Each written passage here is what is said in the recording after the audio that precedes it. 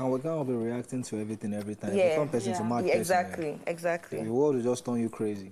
Exactly. Don't touch them. I mean, energies, man. If you let those energies get into your system, that's it. Then some people will now be coming for you. Exactly. Knowing. Some people do that shit on purpose. To just try and get a reaction out of you. Exactly. Because he did it. I don't want to believe that that's his character. Because he did it. Because sometimes he's a cool person. They went on and on and on. Really. It's what he did with me aim too. was trying to I think that's his strategy. Maybe he just likes to be in drama. He thinks it's going to sell him, like, give him attention.